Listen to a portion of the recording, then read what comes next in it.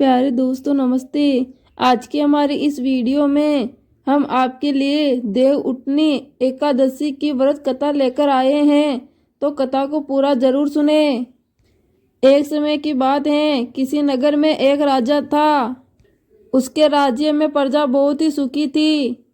एकादशी के दिन उसके राज्य में कोई भी अन्न ग्रहण नहीं करता था और ना ही अन्न को किसी को बेचता था। सभी लोग हलहाल करते थे। एक बार भगवान हरि ने राजा की परीक्षा लेनी चाहिए। तब भगवान हरि एक सुंदर स्त्री का रूप धारण करके सड़क पर जाकर बैठ गया। जब राजा उस सड़क के पास से गुजरा तो उस स्त्री को देखा। उसकी सुंदरता देखकर राजा चकित रह गया और राजा उससे पूछा, हे सुंदरी, तुम कौन हो और यहाँ बीच रास्ते में क्यों बैठी हो?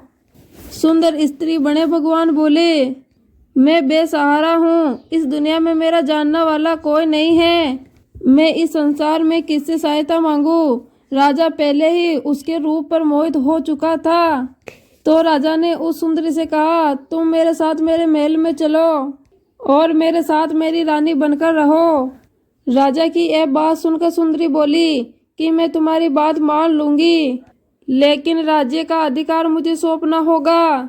राजा उसके रूप पर मोहित था, इसलिए राजा ने सुंदरी की सभी शर्तें स्वीकार कर ली और उस सुंदरी को अपने महल ले गया और उससे विवाह करके अपनी रानी बना लिया। अगले ही दिन देव उठनी एकादशी थी। उस सुंदरी ने सभी को आदेश दिया, बाजारों में बाकी दिनों की तरह आज भी अन्न बेचा जाए।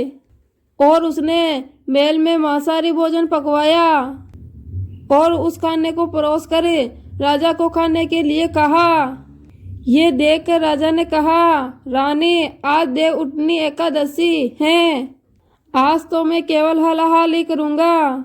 तब उस सुंदरी ने अपनी शर्त राजा को याद दिलाई और कहा, ये खाना आपको खाना होगा, नहीं तो मैं बड़े राजकुमार का सर कटवा दूंगी। ये सुनकर राजा बहुत ही दुखी हुआ। तब राजा ने अपनी यह स्थिति बड़ी रानी को कही। तब रानी ने कहा, महाराज, धर्म ना छोड़े, बड़े राजकुमार की बलि दे दे।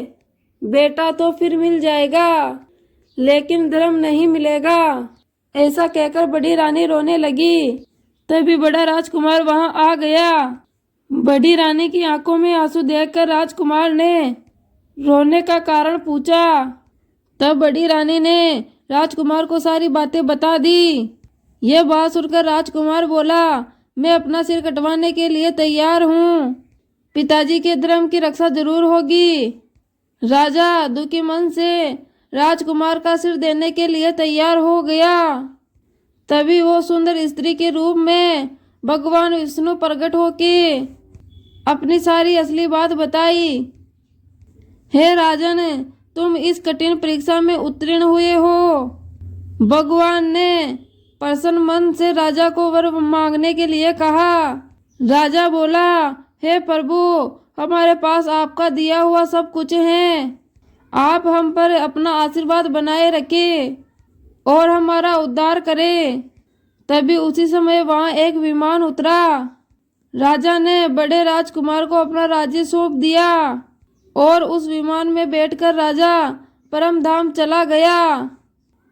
हे भगवान विष्णु, जैसे आपने राजा का उद्धार किया, वैसे ही इस कथा को कहने वाले, सुनने वाले और उपकार करने वाले पर करना। कहानी अधूरी हो तो पूरी करना और पूरी हो तो मान रखना। जय भगवान विष्णु हरि। एकादशमी व्रत कथा। एक समय की बात है, एक राजा के राज्य में सभी लोग एकादशमी का व्रत रखते थे। प्रजा के सभी लोग और नौकर चाकरों से लेकर पशु तक एकादशमी के दिन अन्न नहीं दिया जाता था। एक दिन किसी दूसरे राज्य से एक व्यक्ति राजा जी के पास आकर बोला, महाराज, कृपा करके मुझे नौकरी पर रख ले।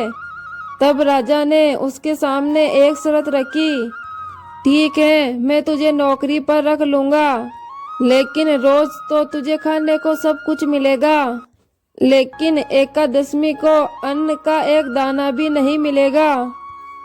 उस व्यक्ति ने उस समय हाँ भर ली, लेकिन जब एकादशमी के दिन उस व्यक्ति को फल खाने के लिए दिया गया तो वो राजा के पास जाकर बोला, महाराज, इससे तो मेरा पेट नहीं भरेगा और मैं भूखा ही मर जाऊंगा।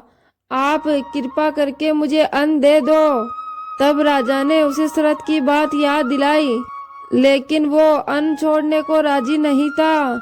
तब राजा ने उसे दाल, चावल, आटा सब कुछ दे दिए और फिर वो व्यक्ति रोज की तरह नदी पर पहुंचा। नदी में स्नान करके भोजन पकाने लगा। जब भोजन बन गया तो उसने भगवान को बुलाया, आओ भगवान, भोजन तैयार है। उसके बुलाने पर पीताम्बर धारण किए हुए भगवान चतुर्भुज रूप में उसके सामने प्रकट हो गए और प्रेम से उसके साथ भोजन करने लगे। और भोजन करने के बाद भगवान अंतर्ध्यान हो गए और वो व्यक्ति काम पर चला गया। 15 दिन बाद अगली एकादशमी को वो राजा से कहने लगा, महाराज, मुझे दुगना सामान दीजिए। उस दिन तो मैं भूखा ही रह गया। जब राजा ने इसका कारण पूछा तो व्यक्ति बोला, मेरे साथ भगवान भी खाते हैं, इसलिए हमारे दोनों के लिए ये सामान पूरा नहीं पड़ता। यह बात सुनकर राजा को बहुत आश्चर्य हुआ। राजा बोला, मैं नहीं मान सकता कि भगवान तुम्हारे साथ खाते हैं। मैं तो इतना व्रत रखता हूँ, इतनी पूजा करता हूँ, लेकिन भगवान ने कभी मुझे दर्शन नहीं दिया। राजा की बात सुनकर वो बोला, महाराज, आपको यदि मुझ पर विश्वास नहीं हो तो आप स्वयं मेरे साथ चलकर देख लो। राजा एक पेड़ के पीछे छुपकर बैठ गया। उस व्यक्ति ने भोजन बनाया और शाम तक भगवान को पुकारता रहा, परंतु उस दिन भगवान नहीं आए। अंत में उस व्यक्ति ने कहा, यदि भगवान आप नहीं आए तो मैं इस नदी में कूदकर अपना प्राण दे दूंगा। लेकिन फिर भी भगवान नहीं आए। जब वो प्राण त्यागने के उद्देश्य से नदी की तरफ बढ़ा और प्राण त्यागने का उसका दृढ़ इरादा जानकर तो भगवान शीघ्र ही प्रकट हो गए और भगवान ने उसे रोक लिया और उसके साथ बैठकर भोजन करने लगे। खा पीकर और उसे विमान में बैठाकर अपने साथ अपने धाम ले गए। यह देखकर राजा ने सोचा कि व्रत उपवास से तब तक कुछ नहीं होता जब तक हमारा मन शुद्ध ना हो। इससे राजा को ज्ञान मिला। वो भी सच्चे मन से व्रत और उपवास करने लगा और अंत में स्वर्ग को प्राप्त हुआ। तो प्रिय दोस्तों, कैसी लगी आपको आज की ये वीडियो? कमेंट बॉक्स में कमेंट करके जरूर बताएं।